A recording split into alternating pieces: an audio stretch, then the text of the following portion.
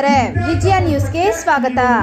ಆಯೋಜನೆ ಮಾಡಿರೋದು ದಯವಿಟ್ಟು ಎಲ್ಲರೂ ಪ್ರಯೋಜನ ಪಡ್ಕೊಂಡಾಗ ನಾವು ಮಾಡುವ ಕೆಲಸಕ್ಕೆ ಸಾರ್ಥಕ ಆಗುತ್ತೆ.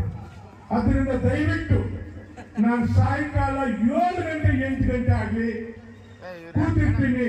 ಒಬ್ಬೊಬ್ಬರೇ ಬಂದು ಅರ್ಜಿಗಳು ಕೊಟ್ಟಾಗ ಆ ಸಮಸ್ಯೆ ಇತ್ಯರ್ಥಪಡಿಸಕ್ಕೆ ಅನುಕೂಲ ಆಗುತ್ತೆ.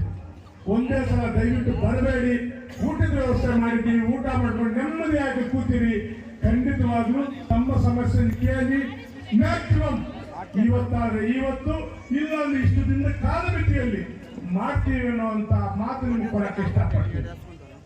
ಇವತ್ತು ನಾವೊಂದು ಈ ಕಾರ್ಯಕ್ರಮ ಮಾಡ್ತಾ ಇದ್ದೀವಲ್ಲ, ಹೆಚ್ಚು ಕಮ್ಮಿ 300ಕ್ಕಿಂತ ಹೆಚ್ಚು ಪೆನ್ಷನ್ಸ್ ಅವರು ಇದ್ದಾರೆ. ಪಾಪ 75 ಜನ ಪೌತಿಕಾಕ ಅಂದ್ರೆ ನಮ್ಮ ತಾತನ ಹೆಸರಲ್ಲಿ ಆಸ್ತಿ ಇರುತ್ತೆ. ಹಂಗ ಅವರ ಪಾಠಪಾಳ್ಯ ಲಕ್ಷ್ಮೀ PN ಪಾಠಪಾಳ್ಯ, ಬಯ್ಯಮ್ಮ ನರಸಾನಂಪಲ್ಲಿ,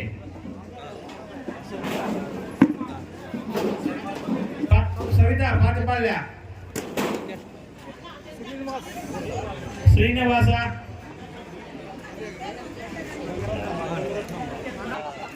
ರಾಮಪ್ಪ. ಸರ್ಕಾರಿ ಸೌಲಭ್ಯ ಒಂದು ಸಿಗಲ್ಲ ಅಂತ ಅದು 75 ಭೌತಿಕಾಟ ಮಾಡಿಕೊಟ್ಟಿದ್ದೀವಿ. ಮತ್ತೆ ಪೋಲಿ, ಒಂದು ಪೋಲಿ ಮಾಡಿಸ್ಕೋಬೇಕಂದ್ರೆ ನಮ್ಮ ರೈತರಿಗೆ ಗೊತ್ತು ಎಷ್ಟು ಕಷ್ಟ ಇದೆ ಅಂತ. ಇವತ್ತು 8 ಪಂಚಾಯತಿ ಪೋಲಿ ಆಗ್ಬೇಕು ಅಂತ ಅಧಿಕಾರಿಗಳು ಸೂಚನೆ ನೀಡಿದ್ದೀವಿ. ಹೆಚ್ಚು ಕಮ್ಮಿ 80ಕ್ಕೂ ಹೆಚ್ಚು ಜನರ ಪೋಲಿ ಮಾಡಿ ಇಲ್ಲಿಗೆ ದಾಖಲೆಗಳು ನಾವು ತಂದಿದ್ದೀವಿ. ನಮ್ಮ ಈ ಕೆಲಸ ಇವತ್ತೊಂದಲ್ಲ, 1.5 ತಿಂಗಳಿಂದ ನಮ್ಮ ಅಧಿಕಾರಿಗಳು ನಮ್ಮ ಚಾರಿಟಬಲ್ ಟ್ರಸ್ಟ್ ಇಂದ ನಮ್ಮ ಮಧ್ಯಾಹ್ನದಿಂದ ಮನೆ ಮನೆಗೂ ಬಂದಿದ್ದೀವಿ. ನಿಮ್ಮ ಸಮಸ್ಯೆ ಏನು ಅಂತ ಕೇಳಿದ್ದೀವಿ. ಇಂಥ ದಿನ ಜನಸ್ಪಂದನೆ ಬನ್ನಿ, ನಿಮ್ಮ ಕೆಲಸ ಮಾಡಿಕೊಡ್ತೀವಿ ಅಂತ ಹೇಳಿದ್ದೀವಿ. ಮತ್ತೆ ಈ ಪೆನ್ಷನ್ ಇರ್ಬೋದು, ಇಂಥದಕ್ಕೆ ನಾವೇ ಜೆರಾಕ್ಸ್ ಮಾಡಿಕೊಂಡು ನಾವೇ ಅಪ್ಲೈ ಮಾಡಿಸಿ ನಾವೇ ಇವತ್ತು ನಿಮ್ಮ ಒಂದು ಆದೇಶ ಪತ್ರಗಳು ನೀವು ತಂದಿದ್ದೀವಿ. ಯಾಕೆ ತಂದಿದ್ದೀವಿ ಅಂದ್ರೆ ನಿಮ್ಮಂತ ಬಡವರ ಕೆಲಸ ಮಾಡಬೇಕು ಅಂತ ತಂದಿದ್ದೀವಿ.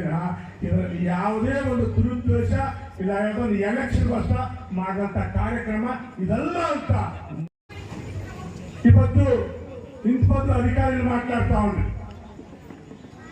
ಇವತ್ತು మేము చేస్తాంటే ఈ కార్యక్రమం మీకోసమప్ప. ఇటువంటి ఎంతో మంది ఆడవాళ్ళకి స్నానంటే మీరు బాగేపల్లికి అంత దూరం వచ్చి ఇప్పుడు చెప్తా, 300 మంది పెన్షన్ లెక్క అర్హత ఉండుకొని మీరు పెన్షన్ తీసుకుంటా అంటే మీ చేసుకునే ఛార్జ్ చేస్తాం.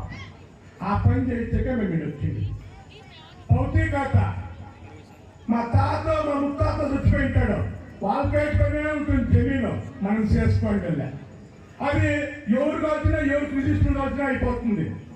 గవర్నమెంట్ నుంచి 3 నెలలకు డబ్బేస్తామో మీకు రాదు. మీ పంట పాడైపోతుంది, గవర్నమెంట్ మీకు డబ్బేస్తామో మీకు రాదు. మీ పేరు పైన జమీన్ ఉంటే మాత్రమే మీ గవర్నమెంట్ కి ఏమన్నా వచ్చేకి అనుకూలమయ్యేది. దాన్ని పొద్దు మ్యాక్సిమం చేసిన అవకాశం మీరు తీసుకోవచ్చు.